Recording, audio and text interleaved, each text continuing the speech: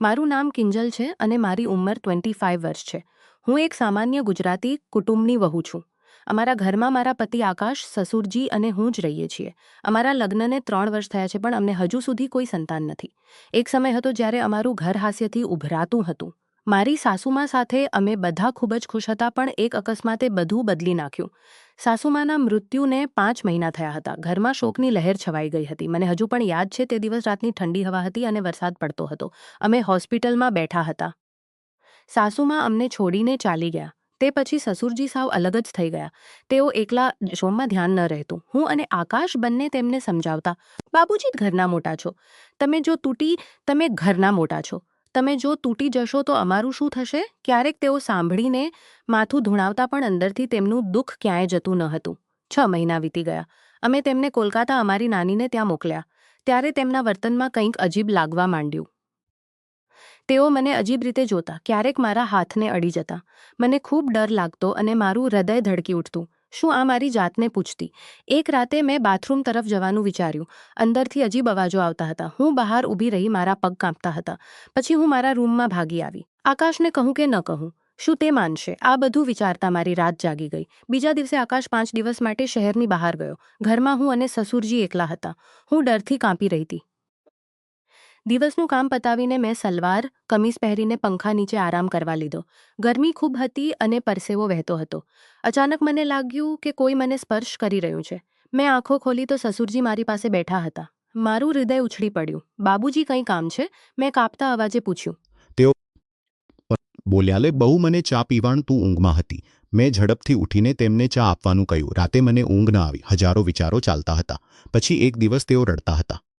મેં પૂછ્યું, બાબુજી શું થયું? તેઓ બોલ્યા, બહુ તારી સાસુની ખૂબ યાદ આવે છે. હું એકલો પડી ગયો છું. મારી પણ ઈચ્છાઓ, પણ કોને કહું? તેમની આંખોમાં દુઃખ જોઈને મને દયા આવી. હું તેમની પાસે ગઈ અને બોલી, બાબુજી તમે ચિંતા ના કરો, હું છું ને. તે અજીબ લાગ્યું, પણ મારા મનમાં વિચાર આવ્યો, સમાજના ડરથી તેમની ફરી લગ્ન પણ ન થઈ શકે. ઘરની વાત ઘરમાં જ રહે તો સારું. મેં મનમાં નક્કી કર્યું કે હું તેમને ખુશ રાખીશ. પછીના દિવસોમાં તેઓ મને વધુ નજીકથી જોતા. એકવાર તેમને માલિશ માટે કહ્યું. મેં તેલ લઈને તેમની પીઠે હાથ ફેરવ્યો. મનમાં વિચાર આવતો, કાશ સાસુમાં હોત તો આ બધું ન કરવું પડે. પણ હું તેમના વર્તનમાં ક્યારેક ગુસ્સો આવતો, પણ પછી દયા થતી. આકાશની ગેરહાજરીમાં દરેક પળ સદી જેવી લાગતી. એક સાંજે વરસાદ પડતો હતો. છત પર ટપકતા પાણીનો અવાજ આવતો હતો. હું રસોડામાં ચા બનાવતી હતી. સસુરજી આવ્યા અને મારા હાથ પકડ્યા. મારું હૃદય ધડકી ઉઠ્યું. બહુ તું મને સમજે છે ને? મેં માથું ધૂણાવ્યું, પણ અંદરથી ડર અને અનિશ્ચિતતા હતી. રાતે તેમને તેમના રૂમમાં સુવડાવ્યા. તેઓ મને જોતા રહ્યા. મને લાગ્યું કે હું કંઈક ખોટું કરી રહી છું. પછી એક રાતે મોટો ખુલાસો થયો. તેઓ મને બોલાવીને કહેવા લાગ્યા, કિંજલ, તને લાગતું હશે કે હું તારી તરફ ખરાબ નજરે જોઉં છું, પણ ના બેટા, તું મારી દીકરી જેવી છે. તારી સાસુના મૃત્યુ પછી મને લાગ્યું કે આ ઘર ખાલી તારી સાસુને યાદ થઈ ગયું છે. હું તને જોઈને થાળ એ જ મને જીવતો રાખે છે, પણ હું તને ક્યારેય દુઃખ ન આપું. આ સાંભળીને મારી આંખમાં આંસુ આવી ગયા. મેં તેમને ખોટું સમજ્યા હતા. તેઓ તો મારી રક્ષા કરવા માંગતા હતા અને મારી સાથે એકલતા ભરવા માંગતા હતા. મેં તેમને ભેટી લીધા અને કહ્યું, બાબુજી મને માફ કરજો. હું આજથી તમારી સાચી દીકરી બનીને રહીશ. અમે સાથે મળીને આ ઘરને ફરીથી ખુશીઓથી ભરીશું. આકાશ પાછો આવ્યો ત્યારે ઘરનું વાતાવરણ બદલાઈ ગયું હતું. સસુરજી હસતા હતા. મેં આકાશને બધું કહ્યું. અમે ત્રણેય જણા સાથે બેઠા અને વાતો કરી. જીવનમાં ક્યારેક અંધારું લાગે છે, પણ પ્રેમ અને સમજણથી બધું ફરી રોશન થઈ જાય છે. સાસુમાની યાદ આજે પણ આવે છે, પણ હવે તે સ્મિત સાથે આવે છે.